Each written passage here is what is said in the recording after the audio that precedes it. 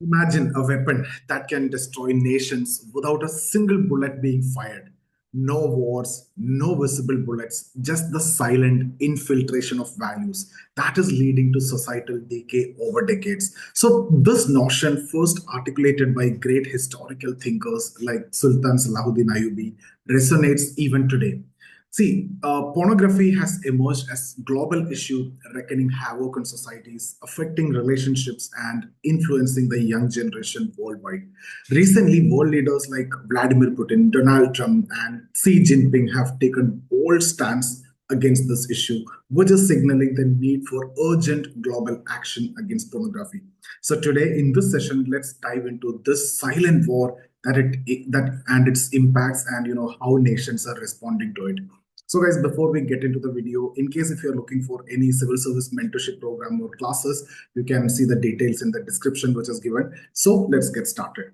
So let's start with Russia's bold move, the Putin's discussion.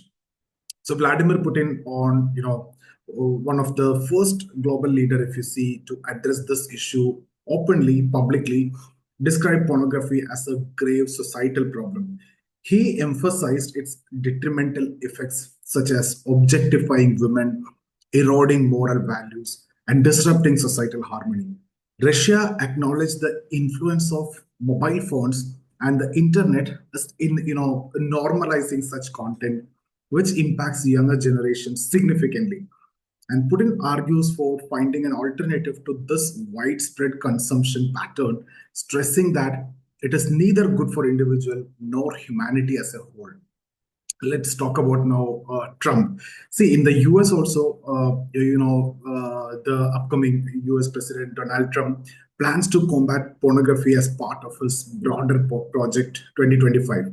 So this initiative include reducing government, bureaucracy and addressing societal issues like declining marriages and relationships. Trump believed that pornography has contributed to deteriorating male-female dynamics, fewer marriages, and a decreasing birth rate in the US. The project proposes banning pornography outright despite anticipated resistance. So this bold move underscores a growing recognition of the issue's impact on national well-being. Okay, now let's talk about China, complete ban. That is setting an example.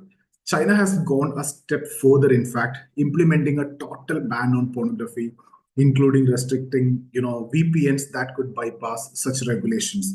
The Chinese government observed that unrestricted access to such content could corrupt youth and harm real-world relationships. So, as a result, they have aggressively tackled this issue, setting an example for other nations. And this proactive approach contrasts sharply with countries like India, where restrictions remain partial and enforcement is not there. So now let's talk about India's restricted stance, and we'll also talk about the challenges and loopholes. See, India's approach to pornography has been seen, it's less decisive. See, certain websites are restricted, but a complete ban has not been implemented. Supreme Court rulings have clarified that watching pornography is not an offense. That is creating a gray area in enforcement part. So VPN usage further complicate the situation. That is allowing unrestricted access despite various regulatory efforts.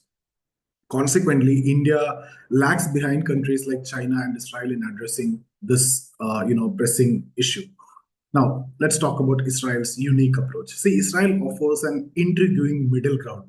Most pornography websites are blocked, but individual can request access publicly, ensuring a level of accountability. So this measure effectively protects young people, but at the same time allowing freedom of choice for adults. So Israel's balanced approach highlight the potential for innovative solution to this global problem. Okay, now from objectifying women to promoting unrealistic expectations in relationships, the societal damage caused by pornography is vast. It contributes to the erosion of family values, declining birth rates, and widespread psychological harm. So these effects are not confined to individual nations, they ripple across global societies, making this a universal concern.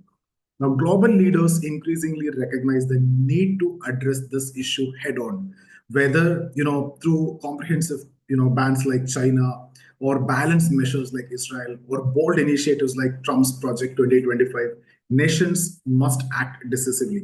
For India, the challenge lies in navigating societal complexities while ensuring that young minds are shielded from harmful influences.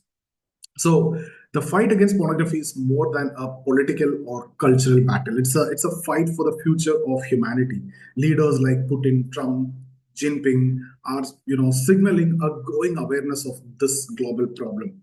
So as nations grapple with solutions, it is essential to prioritize the well-being of societies and the next generation. So should India adopt stricter measures, or can it find its own balanced path like Israel? So let me know your thoughts in the comment section. That's about this session. Thank you so much. See you in the next video.